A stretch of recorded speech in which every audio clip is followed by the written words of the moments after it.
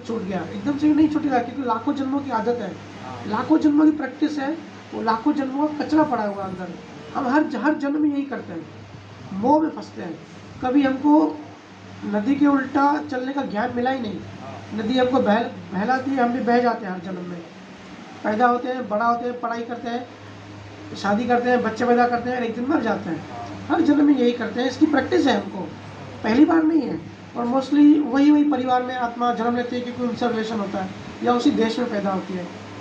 तो इस सब की हमको प्रैक्टिस है, सिर्फ हम भूल जाते हैं कि हम भाई पिछले जन्म में भी हम अभी इधर पैदा हुए, पिछले जन्म में बाजू में पैदा हुए थे, वो हमको याद नहीं होता। हमारे सबकॉन्शियस में होती है मेमोरी, लेकिन वो प्रकृति कॉन्शियस में नहीं आने देती। हर जन्म हमारा ऐसे ही गुजरता है। तो इतना आसान नहीं है कि मोह निकल जाए, और किसी भी तरीके से नहीं निकलेगा, सिर्फ भजन सिमरन से और नियक्षर से निकलेगा। जैसे जैसे जितनी गहराई में मोह होगा, राम नाम जब सिमरन करते हैं तो उसकी भी एक रीच है, एक लेवल तक वहाँ से कर्म साफ हो जाएंगे, मोह माया कम हो जाएंगे। फिर और भी गहराई में जो है उसका क्या, तो जब हम दशम द्वार के बाद जो हमारी ध्वनि होती है, जो हम ध्वनि सुनते हैं, वो सुनते सुनते हम उसमें एक हो जाते हैं, उसको समाधि अवस्था कहते हैं, निर्विचार अवस्था, जो शंकराचार्य ने कहा। जो उसके अवस्था में पहुँचते हैं तो हमारी गहराई में भी जितने भी कर्म मोह पड़े, एकदम डीप गहराई में, डीप अंधेरे में, वहाँ से भी सफाई हो जाती है। तो फिर देखेंगे ऐसे जीव के ज्ञान खुलता जाता है, मोह माया कम होती जाती है। और नेचर की ऐसा विज्ञान है, ज्ञान खुद में खुद बढ़ जाता है। कबीर साहब कोई पढ़े लिखे नहीं थे, लेकिन कैसे 500 साल पहले बता दिया सिजोफ्रेनिया के बारे में कि मन बहुत है। महावीर स्वामी ने इतना बताया, ब्रह्मांड भी श्वास लेता है, ब्रह्मांड भी, जो सब लोग इंसान श्वास लेते हैं, ऐसे ब्रह्मांड भी श्वास लेता है। आज जाके अल्बर्ट आइंस्टीन ने वो साबित किया कि भाई सही बात है, ब्रह्मांड फैल रहा है। तो ये संतों की बहुत साइंस आगे की होती है, लेकिन संतों को कैसे पता? वो तो कबीर साहब तो कभी बाहर जाकर रिसर्च किए नहीं, कोई डॉक्टर तो थे नहीं, वो अपने अंदर गए, अपने अंदर जाके ढूंढा, खोजा और उनको पता पड़ा। ये साइंस हमारे अंदर हर चीज़ का जवाब है, हमको सब कुछ पता होता है, सिर्फ बीच में एक गैप आ जाता है, चेतना में और परमात्मा के बीच में गैप है कर्मों की, उस कर्मों को साफ करना है बस। तो महाराज जी का ये ज्ञान है, जो सफाई होती है, इसकी वैल्यू करें, इसकी इम्पोर्टेंस समझें, आसानी से ना लें। कोई मेहमान आ गया या कोई टीवी प्रोग्राम आ रहा है तो लोग भजन छोड़ देते हैं। अभी मेरा टीवी प्रोग्राम आ रहा है, शाहरुख खान का इंटरव्यू आ रहा है, मेरा फेवरेट है। अरे इतनी आसानी से मत लो भाई, वो लोग आपको नहीं आएंगे आखिर में बचाने। जितनी भजन सिमरन करेंगे वही आपको आखिरी में काम आएगा, वही सच्ची कमाई है। सच्ची कमाई किसको कहते हैं? जो साथ में लेके जाए, पैसा, परिवार, घर, बैंक बैलेंस, गाड़ी सब यहाँ छोड़ के जाने, कोई हमको साथ नहीं चलने वाला। हमारी अर्थी के साथ भी लोग होंगे, लेकिन हमारे साथ कोई नहीं होगा, सिर्फ राम नाम होगा। और सब मुर्दे को बताना दे कि भाई राम नाम सत्य है। अरे जब जिंदा था तब बताना था, अभी क्या बता रहे हो? अभी तो ही सिमरन कर पाएगा। और जो जिंदा लोग होते हैं वो भी ऊपर से फॉर्मेलिटी में बोलते हैं राम नाम सत्य है, वो समझते थोड़ी है। समझे तो वो तो सब फॉर्मेलिटी छोड़ के बैठ जाए, अपने अंदर जाके चले जाए। तो मुर्दे को नहीं बताना है, अपने आप को बताना है कि राम नाम ही सत्य है, और सिमरन करके अपने अंदर जाना है और मरने की प्रैक्टिस करनी है। एक दिन हम सबको मरना है, जो सत्य है, अटल सत्य है, उसके लिए मेंटली रेडी रहें। उस हम नहीं मरेंगे, हमारे बच्चे भी मरेंगे, हमारे माँ बाप भी मरेंगे, सब मरेंगे। तो जब ये मेंटली रेडी रहेंगे तो मोह अटैक कम करेगा। जनरली हम भूल जाते हैं कि भाई मरेंगे, तो कभी पति मर जाता है या बच्चे मर जाते हैं या पत्नी मर जाती है तो शौक लगता है, सदमा बैठ जाता है। अरे भाई हम थोड़ी प्लास्टिक के बने, हम भी मरेंगे, सब मरेंगे, कोई भी लोहे का नहीं बना हुआ। तो रेडी रहे हमेशा। ये सब हम सब सुबह से लेकर रात तक पैसे, जॉब, बिजनेस, लड़ाई झगड़े, ये दुकान बनाऊँ, ये बिजनेस बढ़ाऊँ, मैंने यहाँ इन्वेस्टमेंट किया, यहाँ शेयर मार्केट आज गिरा, इसमें टाइम मत वेस्ट करें, क्योंकि कर्मों में जो लिखा है आपको वैसे ही मिलेगा अगर आप कोशिश ना भी करें तो।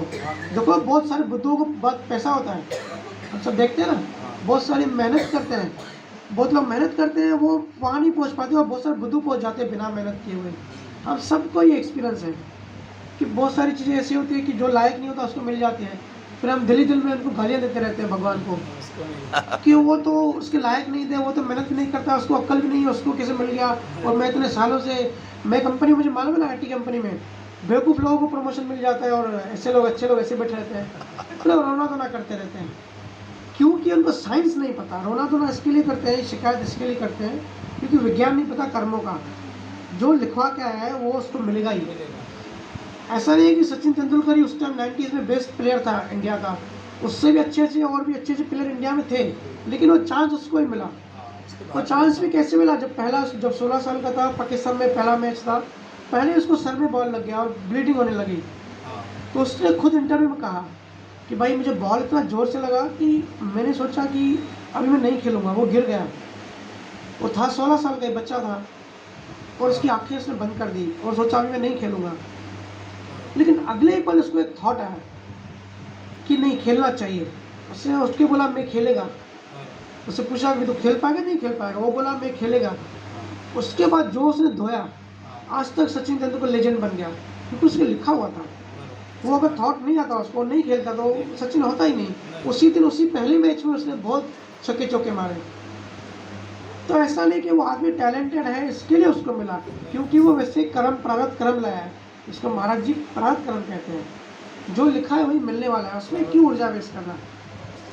मेरी कंपटीशन, मैं IT में रीजनल मैनेजर हूँ, हमारी कंपटीशन कंपनी इतने ऑफर करते हैं तो मुझे हंसी आती है। मतलब करूँ क्या भाई, आके इसी सहज और बैलेंस और इतनी अच्छी लाइफ दी है महाराज जी ने, ज़्यादा काम करना नहीं पड़ता और वर्क फ्रॉम होम है मेरा। लोगों को तो कोरोना में ऐसा संजोग मिला कि वर्क फ्रॉम होम हुआ, मेरा 2014 से वर्क फ्रॉम होम है। तो जितना होता है फिर महाराज जी की सेवा होती है, जितना टाइम बचता है इतना काम करने की ज़रूरत नहीं पड़ती। और मैं तो कहता हूँ कि अभी बेस्ट परफॉर्मर के अवार्ड भी मिलते हैं, दूसरे देशों में कंपनी जब ले जाती है रिव्यू करने तो अवार्ड्स भी मिले काफ़ी सारे। तो यही हंसी आती है कि मैं इतना बेवकूफ़ हूँ, काम में ध्यान भी नहीं देता हूँ, अपने आप सब होता है। और मैं बोलता भी कि भाई आप जो अवार्ड दे रहे हो मैं इसके लायक नहीं हूँ, क्योंकि मैंने ये किया नहीं, मैंने टारगेट अचीव नहीं किया, ये ऑटोमेटिक हो गया क्योंकि लिखा हुआ है। बट वो लोग मानते नहीं, बोलते नहीं तू खुद को नीचे करता है, हमको मालूम है। बट असली बात ये है, लिखा होता है। बहुत बार ऐसे एक्सपीरियंस होता है कि जो कस्टमर दूसरों को ऑर्डर नहीं दे रहा है तो कंपनी मुझे बेचती है बेंगलोर और दिल्ली।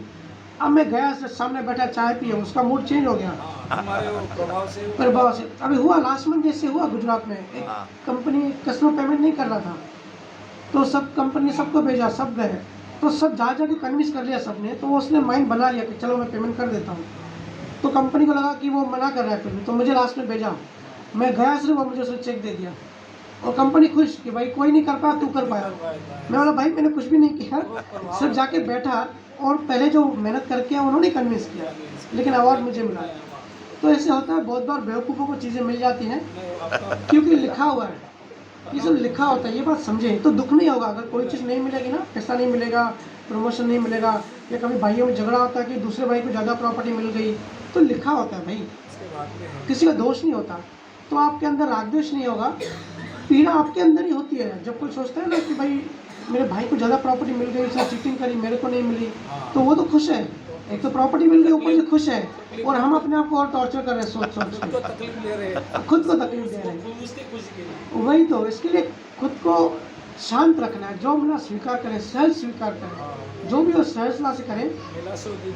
कर्मों को समझे, बस लॉ ऑफ कर्मा समझ गए ना, आधा अध्यात्म समझ गए, ठीक है।